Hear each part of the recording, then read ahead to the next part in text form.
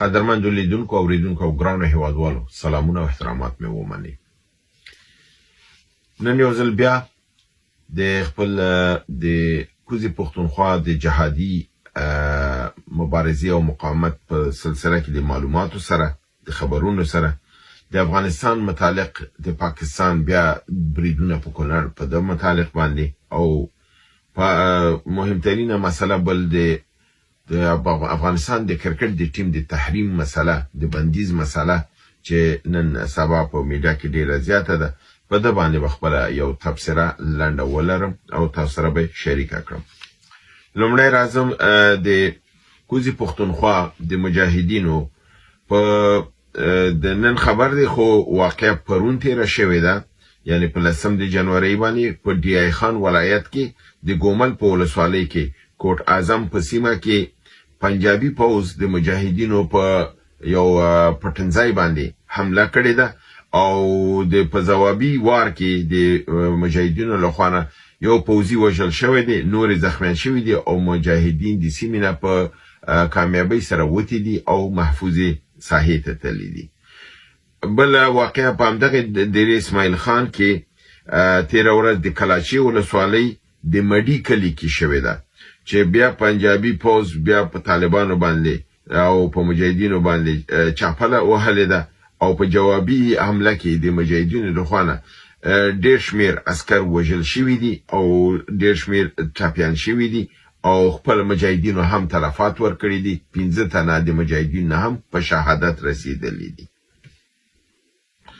د چاپي وهلو د مرستې لپاره چې کوم نظامی قطاعات را روانو د هغې لاره بله ډلې مجاهدینو نیولې ده، په هغې باندې برید کړی دی او هغه چاپی هغه کاروانې نه دی پرېښی چې د دې برید مرستې ته راورسېږي او په هغې کې مرګ ژوبله اړولې ده او هغه هم په حساب د هغې خنډ کړی دی او ناکام کړی دی.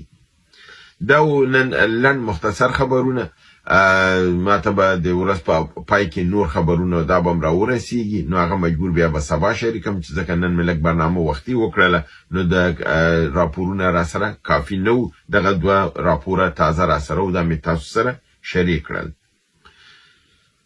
دویم مسله د پاکستان پوځیانو د کونړ په سیمه باندې د شپې په 1 بجه او 20 دقیقو باندې حمله کړې ده او په دې حمله په نتیجه کې چې د سرکاڼو، منورې، شلټن او د دانګام په سیمو باندې شوي دي چې خلک په درانه خوب ویده وو. د دې راکټونو د بمبارد په نتیجه کې دوی خپل د خواږه خوب نه راپاڅېدلي دي او مجبور شوي دي چې د سیمې خپل کورونه پرېږدي، غرونو ته لاړ شي او د دې یا مواشي چې دي ژوي هغه ټول اکثرا وژل شوي دي، د منځه تللي دي، کورونه وران شوي دي، ډېر وګړي پکې وژل شوي دي او زخمیان شوي هم دي. او په عین حال کې چون د کونړ غرنیزه ساحه ده او ځنګلونه لري او ونې لري، دغه راکټونه چې په دې ځنګلونو راځي دغه ځنګلونو ته هم اور اچي، یعنی هم خلکو ته د ضرر رسي، پاکستانیان هم زمونږ محیط د زیست او د ژوند هغه چاپیریال چې دی هغه ته هم صدمه رسي او ځنګلونه د منځه وړي او زمونږ هغه هوا هم خرابېږي په دې باندې او خلکو ته هم صدمه رسیږي او په دې دغې سره دغه څه لپاره کوي د بزه عوامل تاسو ته وایم. یو د ټولو نه لوی عامل دا دی چې دغه 13 ورځې مخکې چې د هندوستان هیئت راغلی او د اسلامي امارت د بهرنیو چارو وزیر او د نورو مشرانو سره ولیدل، په هغې نتیجه کې دوی یو تفاهم او یو روغې ته رسیدلی و چې هندوستان به د افغانستان د کونړ په سیند په اوبو باندې د یو لوی بند د جوړولو لکه څنګه چې د سلما بند په هرات کې جوړ کړ، د دې بند جوړولو کې به مرسته وکړي او دا پروژه به ځکه چې موږ تاسو کونړ کې 2-3 بندونه جوړولو پروګرام لرو چې دغې جملې نه فکر کوم 1 یا 2 چینایانو اخیستې دي او دغه یو بند هندوستانیانو واده کړې ده. چینایانو خبرې خو ډېر زیات هوایي غوندي پروګرام ډېر زر نه عملي کوي او وخت نیسي، خو د هندوستان مسله دا ده که چېرته امنیت ورته طالبان برابر کړي ډېر ژر به دوی دا شروع وکړي. نو د دغې د بند د جوړولو مسله دا پاکستانیان سخت ورخطا کړي دي او دغه نتیجه کې د یو عکس العمل غونډې د کونړ په مظلوم خلکو باندې د راکټونو وار کړی دی او حمله کړې ده. خو الحمدلله د په جوابي حمله کې د طالبانو قواو د پاکستان دوه مورچې او دوه پوستې نظامی پوزي پوستې نیولې دي اور ورته کړی دی ویجاړې کړې دي. دا کار کړی دی نوې قوا د مجاهدینو د اسلامي امارت سیمې ته رسیدلې دي او جنگ په شدت سره په حساب دفاعي حالت کې روان دی او د پاکستان جواب ورکړل شوی دی. مګر پاکستان دا کار د دل لپاره کوي چې د خلکو ذهنونه واړی ځکه چې په خپل داخلي مشکلات نهایت زیات دي. اوس په داخل د پاکستان کې لکه څنګه سر کې تاسو هغه دوه واقعات ویلي د پښتونخوا کې دغه رنګي روزمره دی په قوو باندې حملې را روانې دي، دی عسكر وژل کیږي، دی پوستي او دغه نظامی اډې د منځي. نو دی وسله بالکل ورخطا شوی دي. نو د ورخطاینه په افغانستان باندې غاخ لګي، کله په برمل حمله کوي، کله په خوست حمله کوي، کله په غلام خان بندر حمله کوي، کله په چمن کې حمله کوي او کله هم په کونړ او نورستان باندې حمله کوي او دلته مشکلات جوړي. خو آیا دا به کوم نتیجې ته ورسیږي؟ نه، د نتیجې ته نه رسیږي. د دې نتیجه به دی چې ان شاء الله د په پایله کې د پاکستان اردو به تضعیفه کیږي، هغه خپل قوت دغه به د لاسه ورکوي، دی به د دې سیمې نه د وتلو باندې مجبوریږي او په نتیجه کې به امریکا خپل پلان په تطبیقوي، د دنه به اتومي قوت به تنه اخلي او دا به ان شاء الله د منځي او لوی افغانستان به ان شاء الله جوړیږي او زموږ تاسو به د گوادر او د دې اوبو ته به لار پیدا کوو. بل خبره پاکستان د سورزه یو دروغ پروپاګاندا روان کړی دی چې دی ګواکې تلی دی واخانی نیولې دی او د اسلامي امارت د مجاهدین ټول الته د منځه وړي دي، پوسي ختمې کړي دي. دا دي د خپل ګرانو وطنوالو د اطمینان لپاره د فصل 3 ورځو سیړونو او تماسونو او د خبرونو نهایي ټول معلومات او نتیجه دا ترلاسه شوې ده. د خپل د سیمې د واخان د منطقې د خلکو نه هم دا مسله مې سره شوې ده چې الته د اسلامي امارت اقواوي پر زیدي نوې قوي و نظامی پایګاګانې اته نوې پایګاګانې جوړېدو کې دي او د پاکستان اردو دغه صلاحیت یو ځل بیا هم چې ما تیرو برنامو کې ویل دا دوی نه لري چې هغه سیمې ته لاړ شي، دغه هوا او دغه سره دوی دغه توان نه لري او وسایل هم نه لري. نو د دې لپاره دغه دروغ پروپاګاندا کړي دي. الته اس داسې کوم واقع نه ده شوی. واخان د اسلامي امارت تر کنټرول لاندې دی او کنټرول ورستر بل زیاتیږي، خپل نفر الته زیات کړي دي او څنګه چې دی وی چې چنایان موږ سره دي، قرار معلومات چنایان د قضیې نه خوشاله نه دي او چنایان نه غواړي چې پاکستان دلته دراندازي وکړي ځکه چې د چنایانو منافع دلته ډیره ده نسبت د دې نه چې هغه د پاکستان سره ودرېږي. نو دا خبر چې پاکستانیانو نشروه دا هم دروغ محض دي او د کې کوم حقیقت وجود نه لري. په پاکستان په افغانستان په واخان باندې کوم دغه نه دی کړی، خاورې نه دی نیولې بلکې خاور د اسلامي امارت په کنټرول کې ده. الته مجاهدین او قوا موجود دي، د امارت اسلامي عسكر موجود دي او نوې پوستې جوړې کړې دي او نوې اته نظامی پایګاګانې اډې به نورم جوړېږي او دلته به هغه په برنامه چې دی ان شاء الله د وورو بوکېدو سره دلته د نوې خارګوټي او د نوې بنیادی او کارونه چې ما تاسو ویلو دا به د تبدکیږي، سرک به پوخیږي او د سرک د غاړې قواو پوستې او دا به نورم زیاتیږي ان شاء الله او دغه لاره به د چنایان سره پرانیستل کیږي چې زموږ اقتصادي لاره توسعه پیدا کړي. راځم دریم خبر تخپل هغه د مسله د تحریم د کرکټ ټیم ده. یعنی دغه چا چې دغه کار دوی شروع کړی دی او د هر یو ته چې وګوري یا ځانته په خوانه د پارلمان غړي وي، یعنی د افغانستان د خلکو استاد یا چې وګوري ځانته موین یا وزیر وي یا جنرال وي، دی خود دومره بی عزت او بی حیثیت خلک دي چې وطن خو خرڅ کړي او پاغي خو نه شرمېدل. نن په ډیر په بے شرمۍ سره راځي یو زميلي ټیم چې د افغانستان ویاړ دی، د افغانستان عزت دی او د خلکو د ذهني فکرونو د تنش د کمال لپاره د هغې د آرامۍ باعث ګرځېږي او 15 دقیقې د هغې د ویجاړولو او د منځه وړلو لپاره دې لاسونه نغاړلي دي. دلیل څه وایي چې چون اسلامي امارت په ښځو باندې بندیز لګولی باید کرکټ بند شي.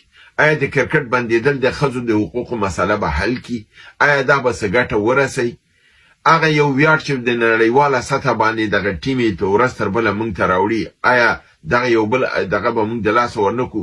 که موږ په یو ځای کې اسلامي امارت غلط کار کړی چې تعلیم یې بند کړی دی او د ښځو حقوق مسله دا ټول په دې کې موږ دغه یو چې اسلامي امارت دا کار غلط دی، مګرم آیا د یو غلط کار په مقابل کې به موږ بل غلط کار کوو؟ که د انسان یو لاس قطع شي آیا هغه د خپل بل لاس هم قطع کوي؟ دلیل دا ویل کېږي چې دا ټیم ولې د ښځو دفاع نه کوي؟ په نړۍ کې د سپورټس ټیمونه په سیاست کې د مملکت په سیاسي امورو کې ګوتې نه وهي، او دا د خپله د اولمپیک د اصولو نه دی چې لوبغاړي باید په سیاست کې دخیل نه وسي. تاسو یې د نمونې لیدلې دي چې یو فلسطیني په دوبۍ کې او که امارات متحده کوم ځای کې و، میدان ته چې راننوته په بیرغ د فلسطین په غاړه اچولی، هغه د لوبې نه ویستل شو او ورته ویل شو تا ته دا او دا کار دی ولې وکړه، دلته د دې شي اجازه نشته دی. آیا هغې کوم د خپل د ملي بیرغ او د خپل د ملت سره ودرېدل او ځکه ظلم پې روانو، بمبارد په پروسه کال ډېر بد حالو په غزا کې، اما ګورې هغې د ټیم نه یې ویسته. آیا که اسلامي امارت وګړي دا کار وکړي دی هم د ټیم نه نه ایستل کېږي، دا لوبه پې نه بندېږي؟ نو دا اجازه نشته دی. د لوبه نه سیاسي استفاده یو ځینې شوې ده او هغه په ځای شوې ده. هغه هم په د اولمپیک په لوبه کې 1988 کې کله چې په 1990 کې روسانو پر افغانستان یرغل وکړ او د اولمپیک لوبې په 1988 کې په ماسکو کې وي، نو غربي نړۍ او عربي اسلامي نړۍ د ماسکو د اولمپیک لوبو سره بایکاټ وکړ، او دا بایکاټ د یو ګروپ د یو کس د یو ډلې نه بلکې نړیوالو او د ټولو لوبو سره و. دا یو سلسو لوبې چې دلته په اولمپیک کې کېږي ټول بایکاټ شولی، نو هغې تاثیر سیاسي دا و چې هغه بایکاټ د یو د لوبغاړو د غاړې نه نه و بلکې د ملکونو د خوا نه او تصمیم کلي و، نو هغې خپل د مملکت دا لوبغاړي پرې نه ښودل او دی لا نړل او دغه وشو چې ولې د په افغانستان یرغل کړی دی، ته دا یرغل باید بیرته لرې کړي. نو په غیر له هغه نه په نړۍ کې نور بل ځای کې د لوبو دغې کې لوبغاړو ته د اجازه نشته چې په سیاست کې.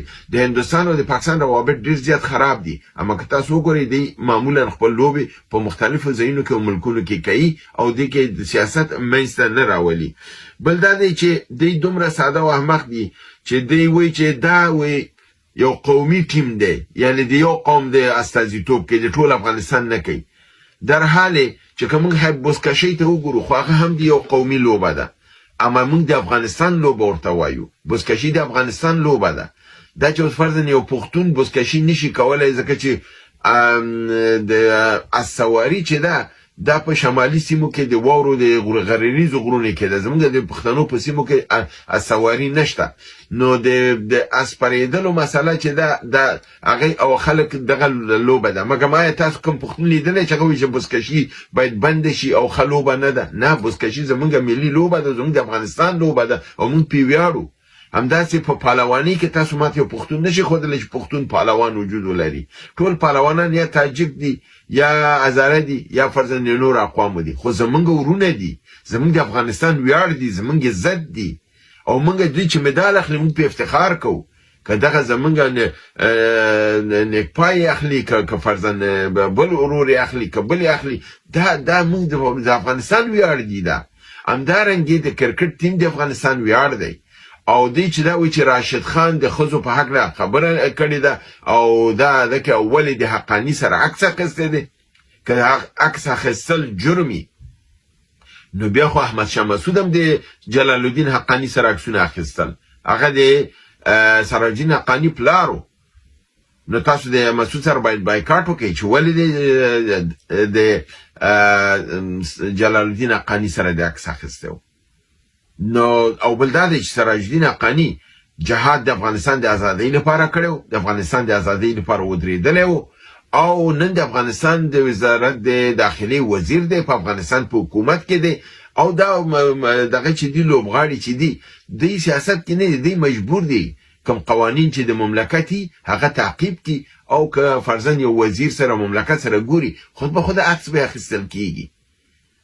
دی خو نشي کولی خپل د نظام خلاف لاړ شي. په نړۍ کې ډېر داسې نظامونه دي د نړیوالو په اړیکو او دغې سره برابرۍ نه لري، مګر آیا د هغې د حکومتي داخلي نظامي حکومتونه لري، مستبد حکومتونه لري، غیر انساني حکومتونه موجود دي، مګر د هغې ټیمونه دې باندې خو بایکاټ نه لګول کېږي. دا خو زمونږ د داخلي دښمنان دي چې نه تنها چې ستا ملي ټیم باندې بندیز غواړي ولګوي، بلکې ستا د دښمن سره علني ودرېږي او درته وایي چې د ډیورنډ کرښه چې ده دا رسمي کرښه ده. دا دومره جنایتکاران دي او بیا راځي د افغانستان د پارلمان او د ولس نمایندګي کوي. وایي زه که ته نماینده وې تا به د خپل ولس په مقابل کې نه ودرېدلی او تا به د خپل د ولس په مقابل کې قیام نه کوه.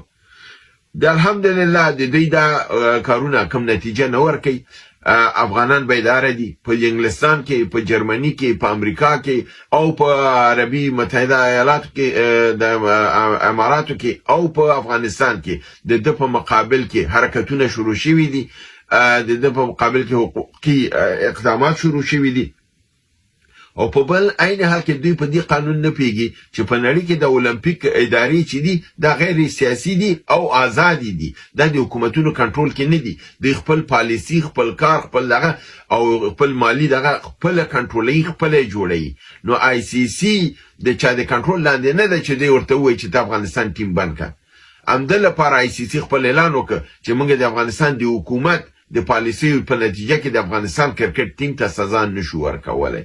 نو دا ډیر ښه موقف دی او دا مونږ تاییدوو او د دې ټیم د بریا او د کامیابۍ ته دعا کوو. دا زموږ افتخار دی، زموږ عزت دی او د افغانستان لپاره ویاړونه راوړي دي او نوي ریکارډونه قایم کړي دي او الحمدلله دا ډیر تکړه ځوانان دي. په لږ وخت کې د نړۍ لوی قدرتونو ته ماته ورکړې ده، لکه جنوبي د کرکټ په د قدرت د لوبې لحاظ نه وایم، د سویلي افریقا ته ماته ورکړې ده، استرالیا ته ماته ورکړې، انګلیس ته ماته ورکړې ده، بنګلادیش ته ماته ورکړې، پاکستان ته ماته ورکړې.